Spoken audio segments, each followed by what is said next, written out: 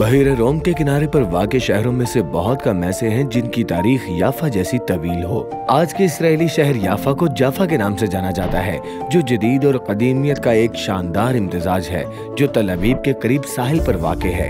ये शहर साहिली इलाके के ऊपर एक बुलंद चोटी पर आबाद है और हजारों साल से आबाद रहा है। इसका जिक्र किताब मुकद्दस और इंजील शरीफ दोनों में मिलता है।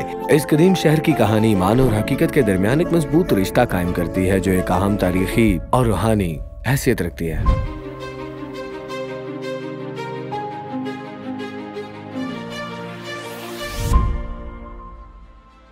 याफा का बंदरगाही शहर बाइबल की कुछ अहम तरीन कहानियों में अहम किरदार अदा करता है। ये उस वक्त जिक्र किया गया जब बनी इसराइल ने कनान को फतह करने के बाद कबायली इलाकों में तकसीम की। जब हजरत सुलेमान अलैहिस्सलाम ने यरूशलेम में हैकल सुलेमानी की तामीर का आगाज किया तो सूर के बादशाह हिराम ने तामीर के लिए लकड़ी फराहम करने का वादा किया।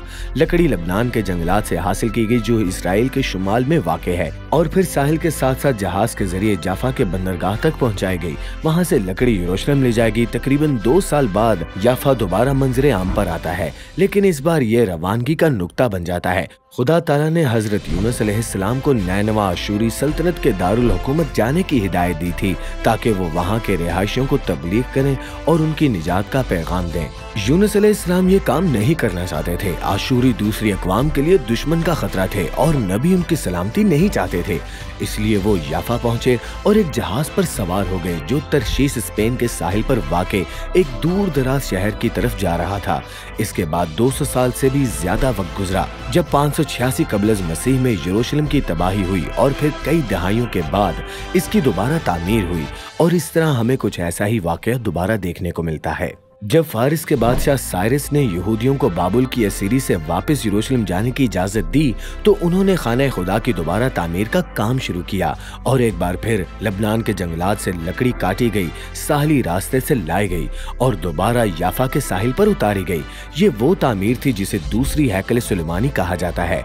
वही हैकल सुलेमानी जिसे बादशाह हेरोदीस ने वुसअत दी और जहाँ जनाब मसीह इबादत करें और तालीम देंगे। लेकिन याफा का जिक्र एक और अहम वाक़े में आता है, जो इंजील शरीफ में बयान हुआ है।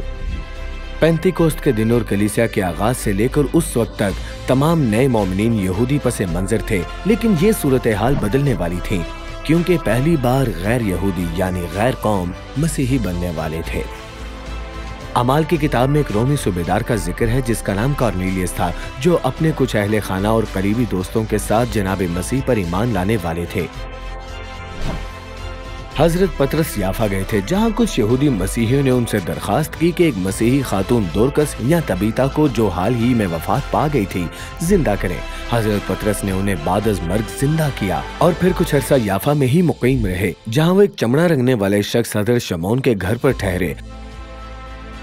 खुदावन ताला के एक फरिश्ते ने कॉर्नेलियस से कश्फ में कलाम किया और उन्हें हिदायत दी कि वो हजरत पतरस को बुलाएं, जो उन्हें जनाब मसीह और मसीही ईमान के बारे में तालीम देंगे।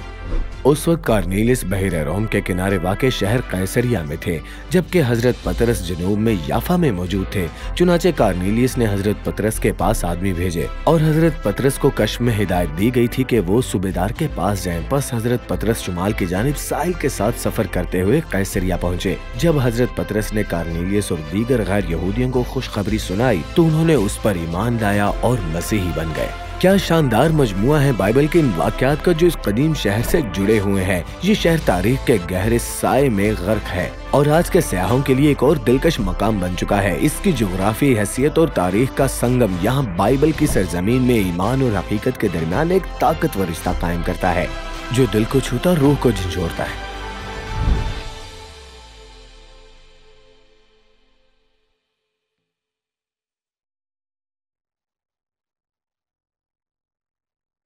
अजीज नाजरीन, इस वीडियो को देखने के बाद अगर आप इंजील शरीफ का मुफ्त नुस्खा हासिल करना चाहते हैं तो हमें अपना मुकम्मल पता बमा मोबाइल फोन के अरसाल कर दें। हम पूरी कोशिश करेंगे कि आप तक इंजील शरीफ का मुफ्त नुस्खा पहुंच जाए।